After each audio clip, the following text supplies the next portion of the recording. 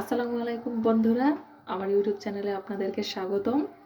আজকে আমি আপনাদেরকে দেখাবো একটু ভিন্ন স্বাদের মসুরির ডাল ভর্তা। আমি এখানে 1 পোয়া পরিমাণ মসুরির ডাল নিয়ে নিয়েছি। এবার এটাকে রাইস কুকারে সিদ্ধ করে নেব। এখানে আমি 2 পোয়া পরিমাণ পানি দিয়ে দিচ্ছি। হ্যাঁ, এখানে আমি রাইস কুকারের ঢাকনা না দিয়ে তরকারি রান্না করার ঢাকনাটা দিয়ে ঢেকে দিলাম, যেন ডালটা খুব সুন্দর করে সিদ্ধ হতে। এবারে মসুরির ডালটা খুব ভালোভাবে সিদ্ধ হয়ে গেছে আর পানিটাও শুকিয়ে গেছে।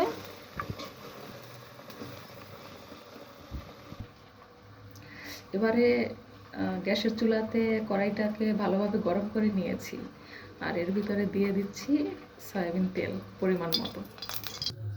তেলটা গরম হয়ে গেছে, এবারে দিয়ে দিচ্ছি 2টো রসুন কাটা।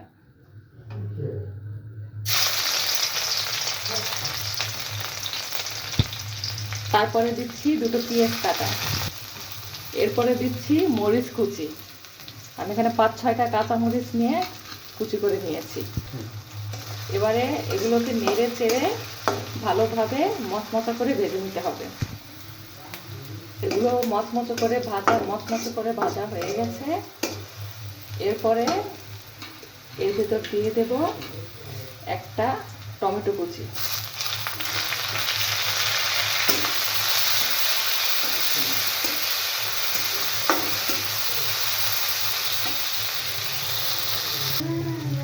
এবারে দিয়ে দিচ্ছি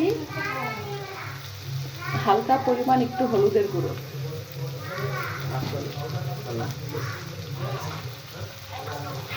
এবারে দিয়ে দিচ্ছি 1/2 চামচ পরিমাণ মরিচের গুঁড়ো।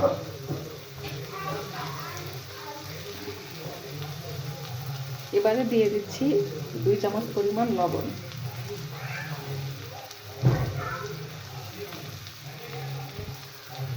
এবার এগুলোকে ভালো মতো নেড়ে চেড়ে নিতে হবে।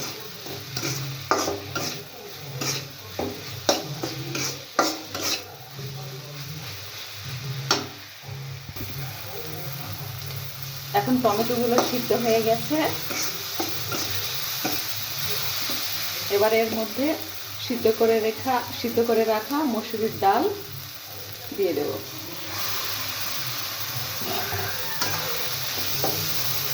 এবার এগুলোকে ভালো করে নেড়ে চেড়ে মিশিয়ে নিতে হবে।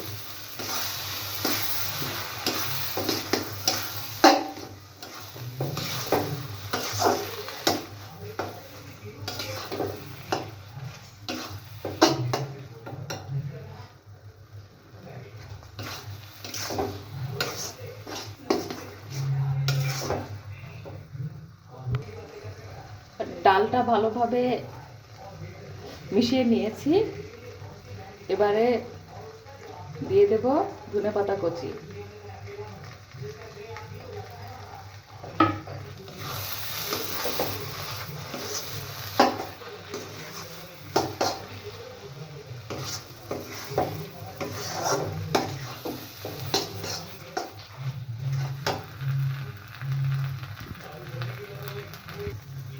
এবারে দিয়ে দিচ্ছি সরিষার তেল।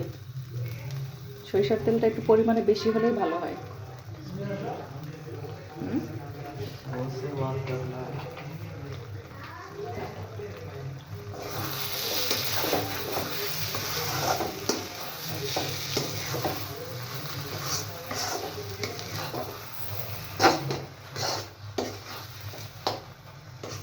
এবারে এটাকে ততক্ষণ পর্যন্ত নেড়ে চেড়ে নিতে হবে যতক্ষণ এটা আঠালো না হয়ে যায়।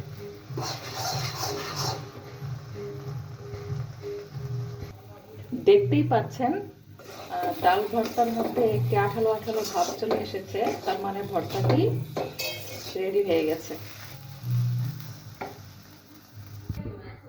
ভর্তা রেডি হয়ে গেছে। এবারে গরম গরম ভাতের সাথে এই ভর্তা দিয়ে পরিবেশন করুন এবং ঘরে বেশি করে মসুরির ডাল এনে রাখুন, কারণ এই ভর্তা খাওয়ার পরে সবসময় এটা খেতে মন চাইবে, এমন অসাধারণ ভর্তা। আর আমার এই রেসিপিটি যদি ভালো লাগে তাহলে আমার চ্যানেলটিকে লাইক এবং সাবস্ক্রাইব করুন।